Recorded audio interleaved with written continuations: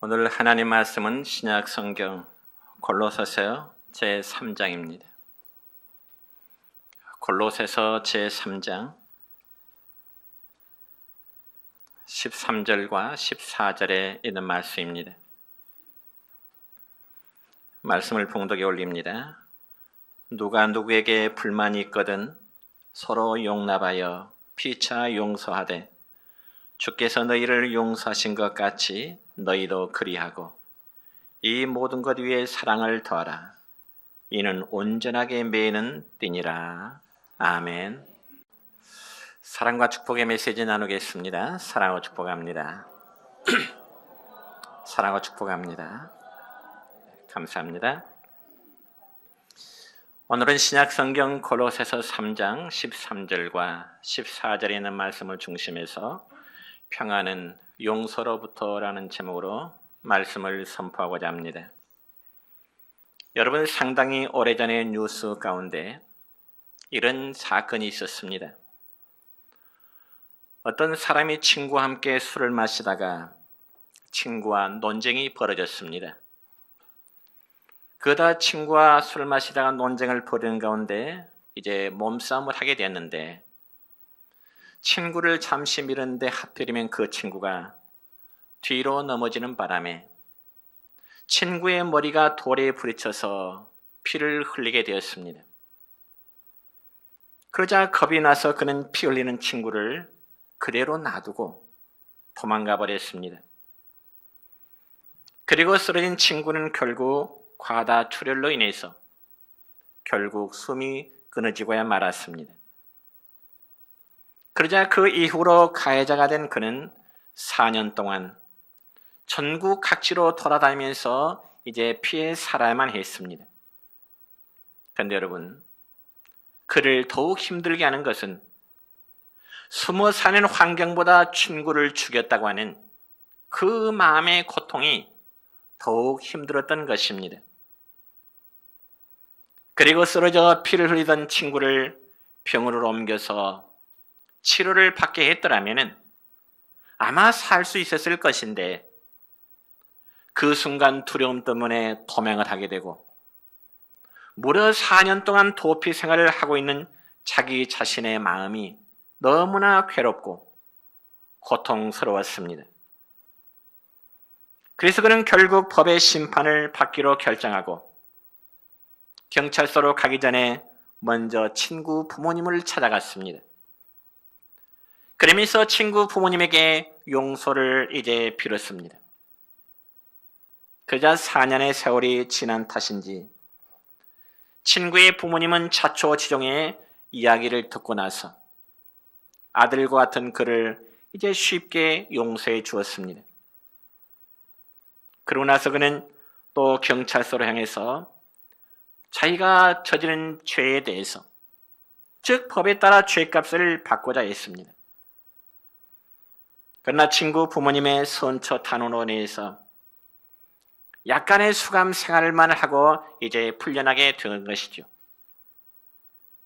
그러면서 그가 하는 말은 자신이 죄를 짓고 긴장하면서 도피 생활하던 그 4년의 세월보다는 차라리 죄를 고백하고 용서받아서 마음 편하게 수감 생활을 하던 그때가 정말 행복했다고 하는 그런 말을 했습니다. 여러분, 그렇습니다. 우리의 생활 속에 마음의 평안만큼 더 행복한 삶은 없습니다. 그러면 범죄한 자가 자기의 마음의 평안을 얻을 수 있는 그 근거가 바로 무엇일까요? 그건 바로 죄의 용서를 받는 것입니다. 물론 고의성은 아니었지만은 친구를 죽였던 그가 법에 따라서 이 수감 생활을 할지라도 친구의 부모로부터 용서함을 받지 못했다면 아마 그 수감 생활 역시 도피 생활과 똑같은 그 마음의 고통을 겪어야만 했을 것입니다. 그래서 유명한 문학가 톨스토이라는 사람은 말하기를 서로 용서하라. 이 세상에서 화평하게 지낼 수 있는 방법은 오직 하나밖에 없는데 그것은 곧 용서하는 데 있다는 말을 했습니다. 그리고 예수님께서도 용서에 대한 말씀을 참 많이 하셨는데 마태복음 6장 14절과 15절까지의 말씀 보면 이런 말씀이 있습니다. 시작. 너희가 사람의 잘못을 용서하면 너희 하늘 아버지께서도 너희 잘못을 용서하시려니와 너희가 사람의 잘못을 용서하지 아니하면 너희 아버지께서도 너희 잘못을 용서하지 아니하시리라. 아멘. 뿐만 아니라 마가복음 11장 25절에 보니까 또 이런 말씀이 있네요. 시작. 아무에게나 혐의가 있거든 용서하라. 그리하여야 하늘에 계신 너희 아버지께서도 너희 허물을 사하여 주시리라. 아멘. 그러므로 이런 시간 방금 전에 봉독한 이 본문의 말씀을 통해서 믿음 안에서의 참된 용서가 무엇인지에 대해서 말씀을 드리고자 하는데, 첫째는 용서의 대상입니다. 여러분, 용서라는 문제를 이야기할 때는 용서를 해줘야 할 사람과 그리고 용서를 받는 사람이 있습니다. 그런데 오늘 본문 13절의 말씀 보면 이렇게 기록됩니다. 시작. 누가 너희에게 불만이 있거든 서로 용납하여 피차 용서하되 주께서 너희를 용서하신 것 같이 너희도 그리하고. 아멘. 그렇다면 사랑하는 성도 여러분이여, 우리가 다른 사람을 용서해 준다는 사실이 그렇게 쉬울까요? 물론 상황과 환경에 따라 다를 수 있을 것입니다. 그렇지만 내가 정신적인 피해와 또한 물질적인 피해를 입었음에도 불구하고 상대를 용서한다고 하는 것은 결코 쉬운 일이 아닐 것입니다. 그래서 우리가 형제를 용서한다는 것은 바로 형제를 사랑한다는 의미인데, 정말로 형제를 사랑하는 자는 형제의 허물을 덮어주고요, 그의 과거를 묻지 않는 것입니다. 여러분, 이런 이야기가 있습니다. 네덜란드에 코리텐 붐이라는 여성이 있었는데 그녀의 가족은 제2차 세계대전 중에 유대인을 숨기겠다는 죄로 인해서 독일 나치스군의 강제 수용소로 끌려가게 되었습니다. 자기의 가족이. 그리고 그는 강제 수용소에서, 즉 코리텐 붐은 자기 아버지와 그리고 자기 어머니 그리고 사랑하는 여동생이 눈앞에서 학살당하는 그 모습을 강제 수용소에서 바라보게 되었습니다.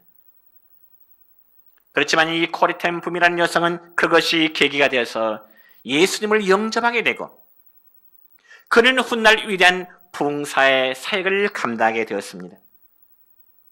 그래서 이 코리텐 붐은 자기 나라뿐만 아니라 저 미국 그리고 영국을 순회하면서 전쟁으로 인해서 지친 그 심령들에게 위로의 복음을 전했습니다.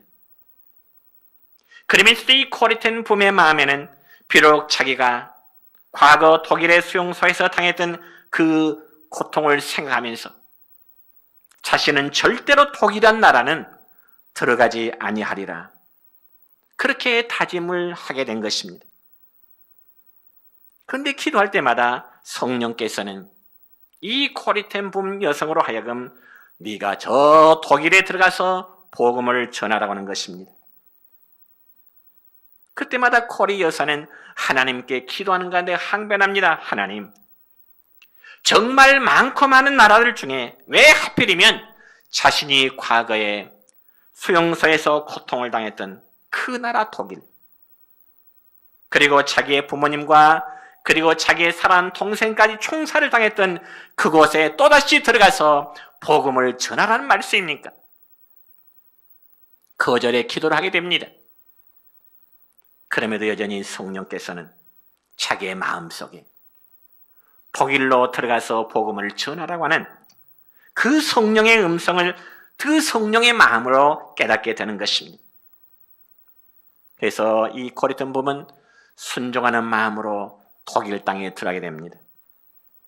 그러면서 독일 사람들에게 화해와 용서의 복음을 성령의 인도하심 따라 이곳저곳 다니면서 복음을 전하게 된 것입니다.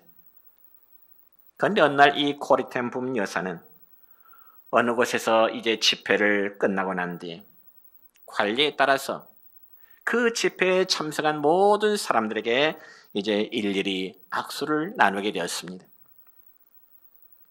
그런데 여러분, 이 갑자기 코리텐 부인의 여성의 시선에 한 남성이 집중되었습니다. 그리고 그 남자는 정말 꿈에도 잊을 수 없는 사람이었는데 그가 과거 자기가 갇혔던 포로 수용소에 정말 악명 높은 간수 중에 한 사람이었습니다. 그리고 코리텐 붐 여사의 부모님과 여동생은 바로 그 간수 때문에, 그 악명 높은 간수 때문에 죽임을 당했습니다. 그러니 어찌 그 악명 높은 간수의 얼굴을 잊을 수가 있겠습니까? 그러자 코리텐 붐은 그 남자를 보는 순간 과거 수용소의 그 악몽이 다시금 떠오르는 듯한 그런 마음을 갖게 된 것입니다. 그러자 성령께서는 이 코리 여성의 마음속에 그 남자를 사랑하고 용서하라는 마음을 주신 것입니다.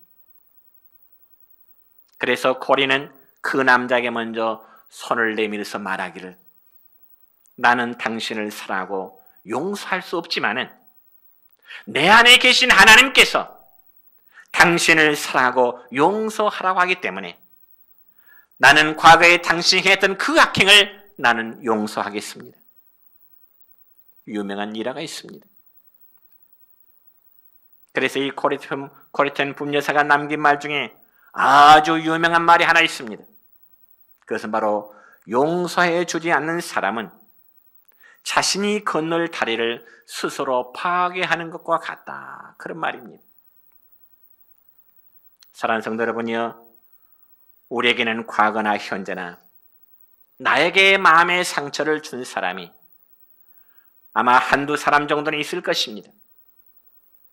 물론 그 대상이 나의 혈육이 될 수 있을 것이고 그 대상이 나의 친구가 될 수 있을 것이고 어쩌면 여기에는 서로일 수 있을 것입니다.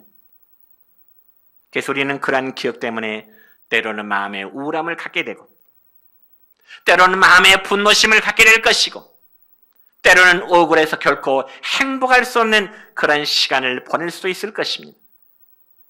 그렇지만 우리가 한 번쯤 깊이 생각해 보면은요, 여러분이요, 내가 피해자이기 전에 나 역시도 가해자라는 사실을 기억하실 수 있으십니까? 우리는 모두 하나님의 사랑에 가혹할 정도로 상처를 준 존재자들입니다. 왜냐하면 우리는 하나님의 창조를 배신하고요, 때로는 하나님의 뜻을 어기고 떠나버린 그 욕망과 이기적인 존재가 되어버렸기 때문에 어쩌면 하나님 앞에 참으로 배신의 삶을 살았던 저와 여러분의 모습일 수 있습니다. 그럼에도 하나님은 그리스도의 피 흘림으로 죄인을 용서하신다는 자신의 사랑을 증거해 주셨습니다. 그럼 우리가 사랑하고 용서해야 될 대상은 상황이 어찌 되었든 그리고 환경이 어찌 되었든 내 주변의 모든 사람, 바로 내가 사랑해 줘야 될 그리고 용서해 줘야 될 그런 대상임을 믿으시길 바랍니다.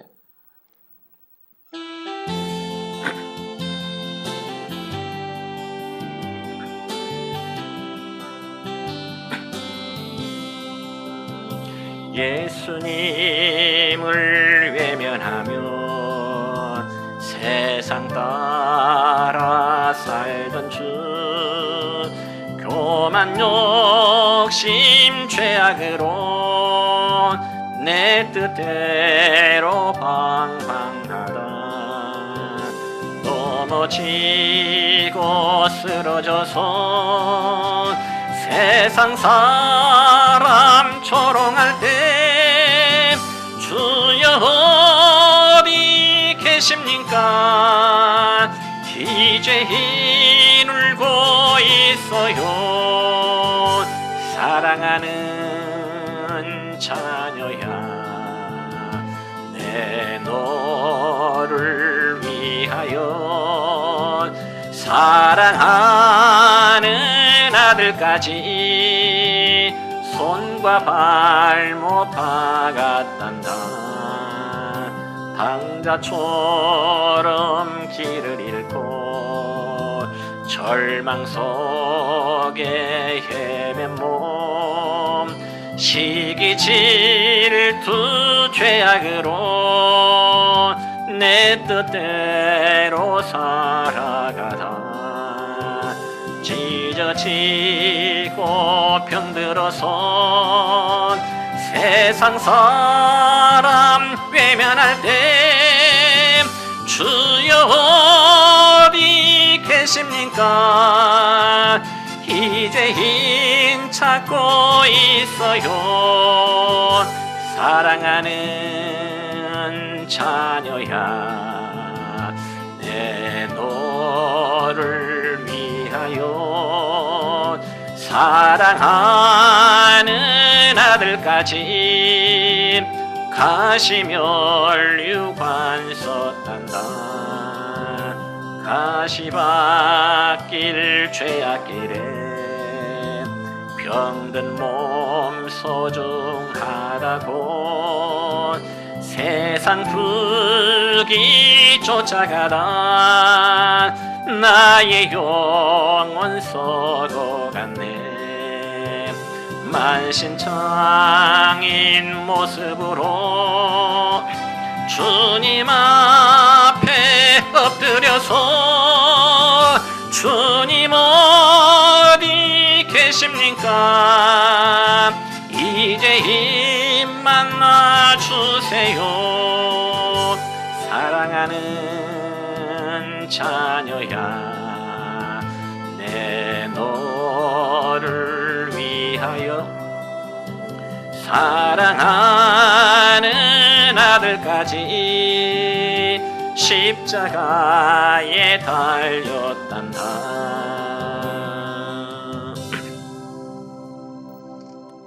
두 번째는 용서의 방법입니다. 그러면 사랑하는 성도 여러분요, 우리가 이웃을 용서하되 어떠한 방법으로 용서해야 될까요? 오늘 이 점에 대해서 본문 말씀을 보면 서로 용납하여 피차 용서하되라는 말씀이 있습니다. 그러니까 하나님의 말씀은 인간 관계 속에서 일방적인 피해자와 일방적인 가해자가 따로 없다는 의미에서 서로라는 의미를 이제 기록하고 있습니다. 그럼 우리가 알아야 할 것은 내가 누군가의 상처를 받았다면 바로 그 순간 상대방도 나로 인해서 상처를 받고 있다는 사실을 기억해야 되는 겁니다. 그러니 일방적이 아니라는 말이죠. 그럼에도 우리는 내 자신의 상처에만 몰입하기 때문에 결코 내 자신이 상대방의 가해자였다는 사실에 대해서는 인정을 하려고 들질 않습니다. 여러분 정말 그럴까요? 나만 피해자이고 상대방은 나에 대한 가해자일까요? 우리는 이런 편협된 생각 때문에 상대방을 용서한다는 것은 도저히 있을 수 없는 일이라고 그렇게 생각을 하게 되는 것입니다. 그렇지만 여러분 성경에서는 어떻게 말씀하고 있습니까? 서로 용납하여 피차 용서하되 그렇게 기록되어 있잖아요. 그러니까 용서라는 것은 여러분 한쪽만의 일방적인 행동이 아니라 서로의 쌍방간임을 알아야 되는 것입니다. 결코 한편의 일방적이 아닙니다. 그래서 에베소서 4장 32절의 말씀을 보면 이런 말씀이 기록됩니다. 시작. 서로 친절하게 하며 불쌍히 여기며 서로 용서하기를 하나님이 그리스도 안에서 너희를 용서하심과 같이 하라. 아멘. 우리가 이웃과의 관계에서는 서로 친절히 대하며 서로 용서하라고 말씀합니다. 그리고 용서하면은 어떤 조건이 붙어서는 안 됩니다. 여러분 특별히 성경에 기록된 용서의 사람 가운데 저는 예수님을 제외한 두 사람을 소개하자면 첫 번째는 요셉이라는 사람을 들고 싶습니다. 여러분, 요셉은 어떤 사람일까요?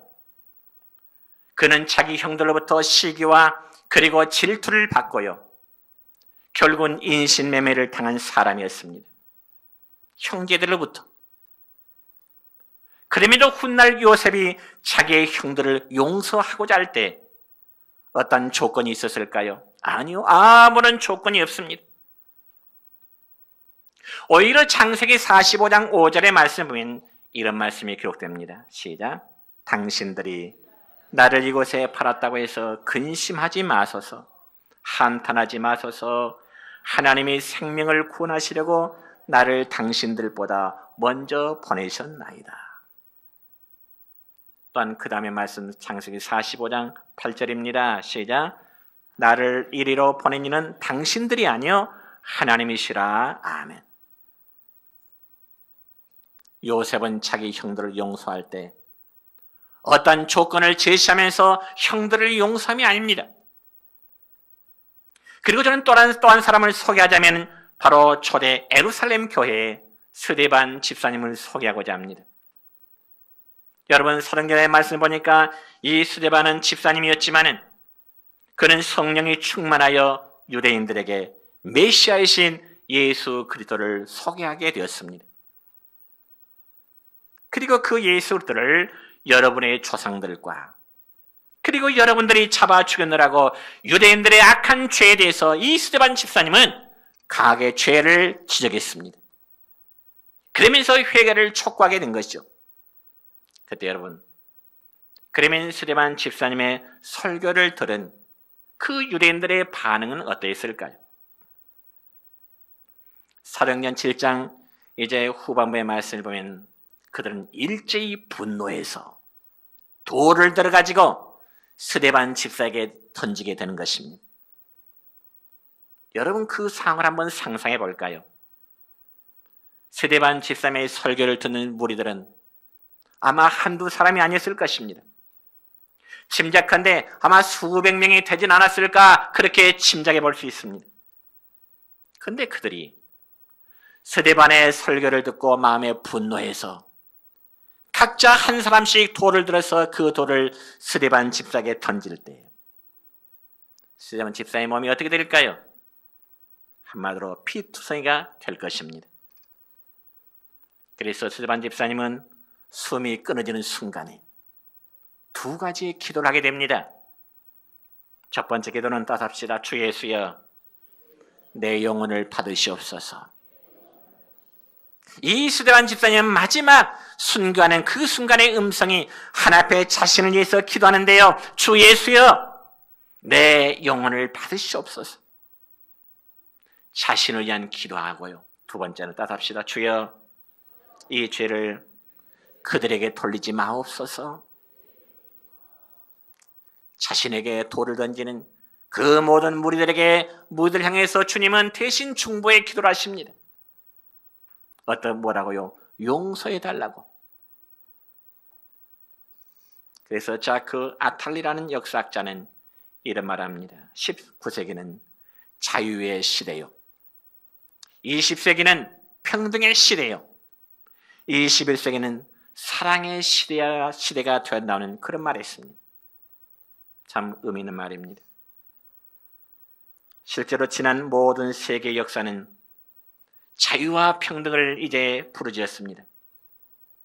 그럼에도 불구하고 이 지구상에는 혼란과 갈등이 일어나고 그리고 전쟁과 테러가 그치질 않습니다. 왜 그럴까요? 사랑과 용서가 없는 단순히 평등의 추구만을 강조했기 때문에 그렇습니다. 그러므로 이 시대를 살아가는 우리 성도들이 정말로 용서의 계명을 지키기 원한다면 역시 사랑이 밑받침이 되어야 되는 것입니다. 그래서 예수님은 산상본에서 말씀하시기를 이런 말씀하십니다. 마태복음 5장 23절과 24절입니다. 시작. 애물을 제단에 드리려다가 거기서 내 형제에게 원망 들을 만한 일이 있는 것이 생각나거든 애물을 제단 앞에 두고 먼저 가서 형제와 화목하고 그 후에 와서 예물을 드리라. 아멘. 여러분, 이 말씀의 의미는 우리가 하나님 앞에 어떤 예물을 드리려고 할 때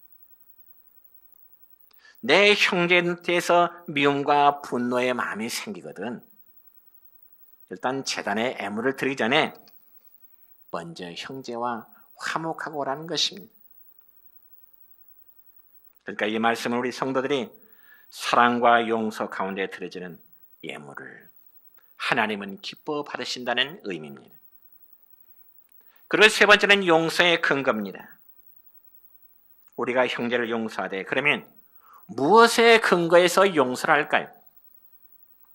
이 점에서 본문 13절 하반절의 말씀 보면 이런 말씀이 있습니다. 시작. 주께서 너희를 용서하신 것 같이 너희도 그리하고. 아멘. 주님이 여러분을 용서하신 것처럼 그것을 근거로 해서 용서라는 겁니다. 그러니까 다시 말씀드려서 주님이 나에게 베푸신 그 용서의 사랑만큼 나도 나에게 상처를 준 사람에게 그런 사랑의 용서를 베풀려고 하는 그런 의미입니다. 특히 우리 모두는 하나님 앞에서 결코 용서받을 수 없는 잘못으로부터 용서함을 받는 바로 저와 여러분 아니겠습니까? 이러한 용서를 가리켜서 바로 사죄의 은총이라 그렇게 말하고 또한 하나님으로부터 은혜를 받았다고 그렇게 말합니다. 그리고 그 은혜는 하나님의 사랑으로부터 온 것이라고 우리는 믿고 있습니다.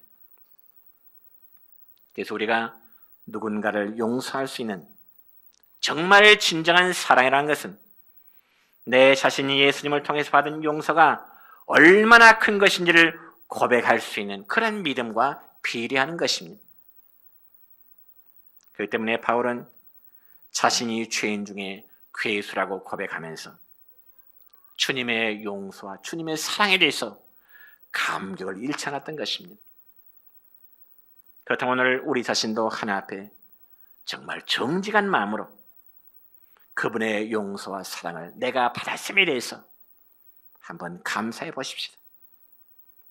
실제로 우리는 하나 앞에 도무지 용서받을 수 없는 죄인들이었습니다. 그래서 우리는 그러한 죄로 인해서 이미 과거에 영적으로 죽은 자들이었습니다.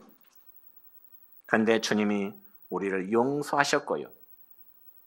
그리고 영생과 평안과 위로를 주셨으며 소망의 사람으로 살아가도록 우리의 삶을 변화시켜 가시는 겁니다. 지금 이 순간도요. 그리고 하나님은 우리의 죄악됨을 다 잊어주시겠다고 말씀하십니다. 그래서 시편 103편 2절의 말씀 보면 이런 말씀이 있습니다. 시작. 동이 서에서 먼 것 같이 우리의 죄가를 우리에게서 멀리 옮기셨도다. 아멘. 그러니 얼마나 큰 은혜입니까, 여러분? 여러분 따서 합시다. 용서는 잊어주는 것이다. 믿습니까? 용서는 잊어주는 것입니다. 말로는 이해하고 용서한다고 하면서 마음에 언제까지나 꾹 담고 있다면 그건 용서라고 말할 수 없죠. 왜냐하면 마음에 담고 있는 그 응어리가 언제 또다시 터져 나올는지 알 수 없기 때문에 그렇습니다. 그래서 우리 주님은 우리가 행한 죄를 용서하시되 우리의 죄를 다 잊어주시겠다고 말씀하십니다. 여러분 생각해 보세요. 우리가 내 이웃의 형제를 용서해야 되는 근거는 바로 주님의 용서하심 때문에 그렇습니다. 우리가 죄 용서를 받았다고 고백하고 그리고 찬송하면서도 정작 우리 자신이 다른 사람을 용서하지 못한다면 주님께서 우리를 용서하신 그 용서를 실천하지 못하는 결과입니다. 여러분 우리가 너무나 잘 아는 이재 목사님이요. 그리고 사랑의 원자탄이라고 불리우는 손양원 목사님. 그분의 사랑은 어떤 사랑인가요? 당신의 두 아들을 죽인 그 공산당 청년을 용서하고요. 자기의 양 아들로 삼았다는 거 아니겠습니까? 여러분 정말 그럴 수 있을까요? 정상적이고 보통의 사람이라면 도무지 할 수 없는 그 사랑을 사랑의 원자탄신 그 손양원 목사님은 하셨기 때문에 우리는 그분을 향하여 한국의 위대한 성자라고 그렇게 부르고 있습니다. 이제 말씀했습니다. 우리가 사랑한다고 말하면서 용서를 하지 않는다면 우린 우리 자신을 스스로 속이는 자가 될 것입니다. 그러므로 용서하고 용서를 받는 것은 우리의 마음이 평안함을 얻을 수 있는 유일한 근거가 될 것이죠. 바라기는 우리 모두가 내정교회라고 하는 이 거룩한 공동체 안에서 언제나 사랑으로 하나 되는 삶이 영원히 지속되기를 우리 주님의 이름으로 축원합니다.